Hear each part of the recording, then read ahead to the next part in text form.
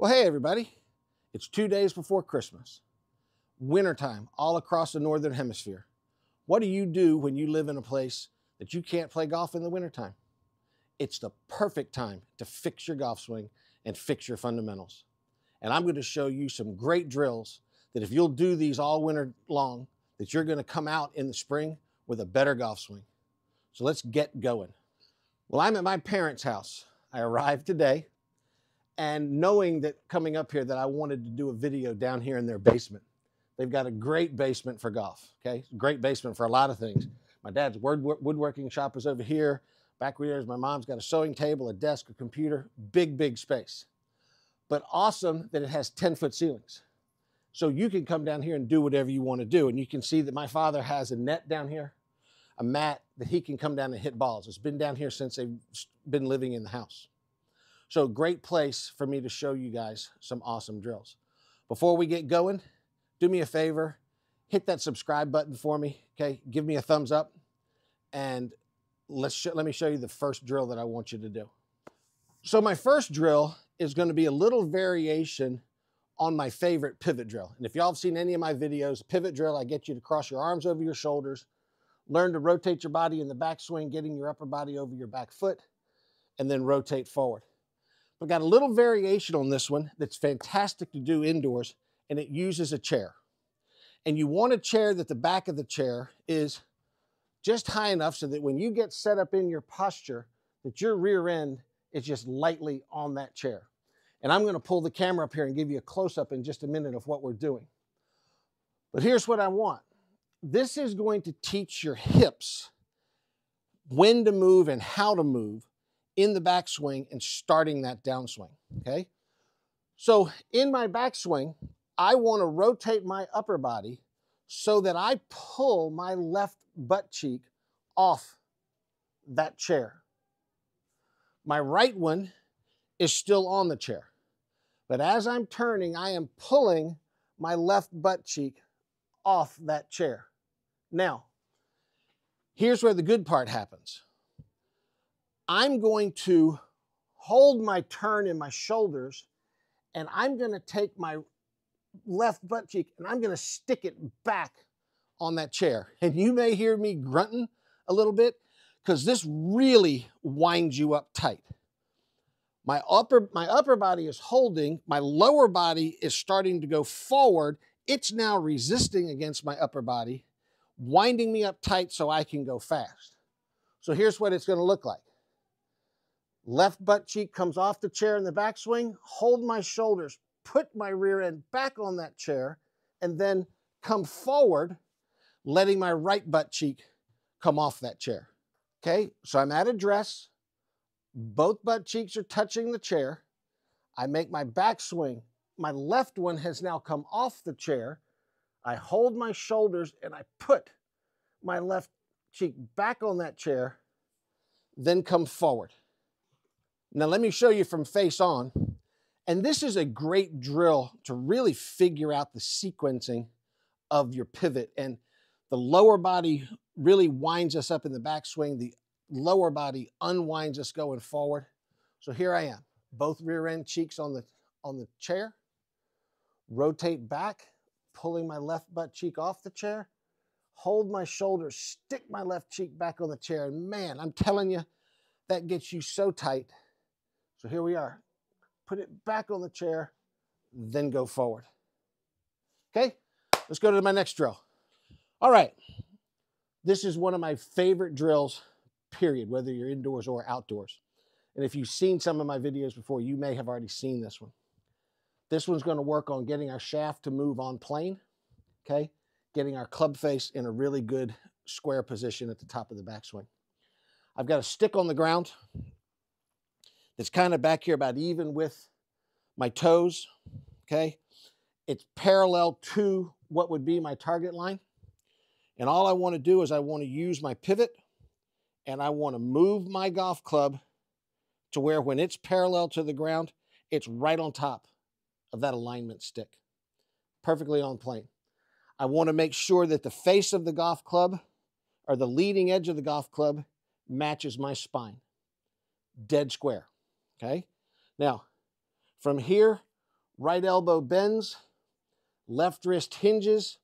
I continue to turn as much as I can, and I ate too much dinner tonight, so that turn is not going to be very big. And when I get to the top of the backswing, I want club face and back of my left wrist in line, okay? Left wrist flat, left wrist fat. I'm talking about how much I ate tonight. Left wrist flat, club face in line with the back of that left wrist. Now, once I've found the top of my backswing position, okay, here we are again, parallel to the ground on top of that stick. Good backswing position. Now, I just want to use my arms, put that club right back on top of that stick again. Then I can look at the ball and real easy turn my body to impact, okay? I don't even worry about hitting a golf ball in this drill, okay? Doesn't matter to me. If you have the ability to hit the golf ball, I'll show you in a second what we can do. But this drill is just fantastic to do over and over and over again, finding the proper backswing position, club face matching my spine to the top, back down here, parallel on top of that stick, wind it into impact. Now, if you have the ability to hit a golf ball like we do down here in Dad's basement, go to the top of the backswing and stop, and then just real easy go forward, okay? You don't want to stand down in a basement or in an indoor hitting facility and just stand there and go fast, fast, fast unless you're working on speed training. If you're working on your golf swing, go slow, slow, slow. So here we go. Halfway back, perfect. To the top, perfect. Go slow. Very good. Balance was a little off. I think that's that big dinner that I just ate making me go forward. Okay? Fantastic drill. Let me show you another one.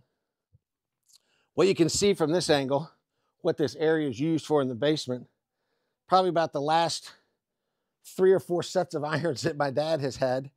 He kind of leaves them over there and he'll come down and keep tinkering with them. And I think this iron was better than the last one. So it's awesome. It's great to be able to have a spot like this. This is a weighted ball. This training aid right here is well over 10 years old. I used to have one. I think I gave my dad this one as a gift one time. Mine, I have absolutely no idea where it is. I've had so many training aids my whole career that I don't know where they are, that I've loaned them to somebody and never gotten them back. If you're the person out there that borrowed my ball like this, bring it back to me. I'd like to have it. They don't make them anymore. Anyway, this ball had some straps to it that you put your hands through. And it kind of really, as the straps held your elbows together, it was great. I think it weighed about 4 pounds. If you don't have, obviously you're not going to have this training aid. You can use any ball, okay? It doesn't matter. Basketball, soccer ball, volleyball, regular old rubber playground ball. I think that's exactly what this is, okay? But since this was down here, I wanted to use it. Use the ball to learn to get your body, your arms, and your golf club, which is the ball, to move together. Go to the top of your backswing. Right elbow stays down. Right wrist bends, okay? Elbows stay together. Great pivot. Arms in a great spot. Arms drop. Body unwinds. Back to impact. Left wrist is flat, facing my target, okay? Here we go. Backswing, downswing, impact, follow through, okay? Really get yourself a good stretch on the follow through, okay? Really get your body to stretch as much as you can. Do this again slow. I love all these drills to be done slow. But the more that you can continue to learn to make a proper pivot, use your arms and your club at the same time with that pivot, it builds the sequence of your golf swing. It gets your rhythm better. It gets your timing better. All of those things are going to make you a better ball striker, okay? So one more time with this ball. I love this ball. Wish I knew who took it. Here we go. There, down, forward. Fantastic. All right, little drill to work on impact. Work on letting the shaft stay leaned forward, or as they call it nowadays, just shaft lean. We always just said, let your shaft lean forward. They've shortened it now, just some shaft lean. Learn to have the pivot move that golf club. Just got an alignment stick, okay? Gonna take the stick, put it up under the bottom of the grip, and just hold it with my fingers as I grip the golf club. I'm gonna get set up, and I want the stick left of my left hip, okay? See where that stick is. I want to make small swings, and as I come forward, I don't want that stick to hit me in the side. If you throw the club head, or if your pivot stops, you're going to whack yourself. It's funny, somebody must have been down here hitting some hard shots with that. This stick is broken. Funny. It's awesome. But all these training aids down here are things I just over the years have recommended that they do down here and all that stuff. And you come down here and I go, this looks like a teaching room that I would have at home. It's awesome. So here again, I'm holding the stick underneath the grip. Okay, little backswing, rotate forward. Don't let the stick hit me in the side. Now, you're going to have your hands pushed a little forward at address here because of the way this stick is. Don't worry about it. We're training impact. This isn't a setup drill. But again, just nice and easy. Back, forward. Don't let that stick hit you in the side. Awesome drill to do. Great for training impact. Another great full swing drill to do that doesn't involve hitting a ball is using one of these smash bags or the impact bag. There's multiple different companies out there that make them, and works on you getting to a proper impact position. Y'all look at this. My mother has absolutely beat the hell out of this side of that one down here. So fantastic, way to go. So all you want to do is you want to get set up. And what I like people to do is we're going to take the club back, and I want you to swing, and you're going to hit that bag, and you want to hit it with the club face and this lower part of the shaft, okay? If you throw the club forward, you're just going to hit the bag with the leading edge of the golf club, okay? So we want to train coming in with that shaft lean, okay? And so here's what it's going to look like.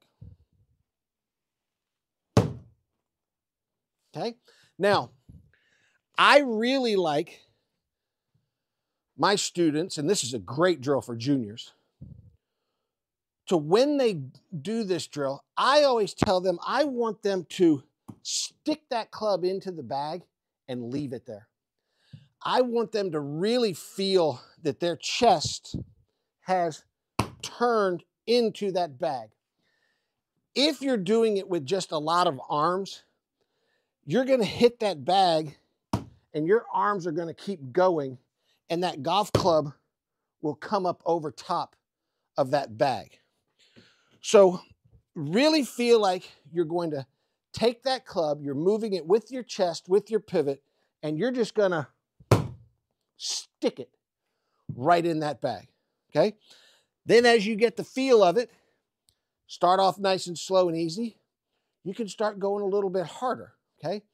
But always feel like you're going harder with your chest. Okay? There was a big old loud one right there. I wouldn't be much of a golf instructor if I didn't show you a couple of ways that you can work on your putting while you're at home too. Because if you've watched my videos, you see how much importance I put on short game. So 2 little drills. 1 drill to show us, to train us to use our shoulder pivot and not our arms, okay? I'm going to take my hands and I am going to cross them over, putting the back of my hands touching one another. I want my elbows down against my side. I'm going to get bent over like I'm going to hit a putt, and I am going to use my shoulder pivot to move my hands back and forth. Now, because I have them crossed and the backs of my hands touching one another, I'm never going to do any of this. Nor is it going to let my elbow come away from my body. Having my hands back to back here, the backs of my hands touching, kind of forces me to make the proper pivot.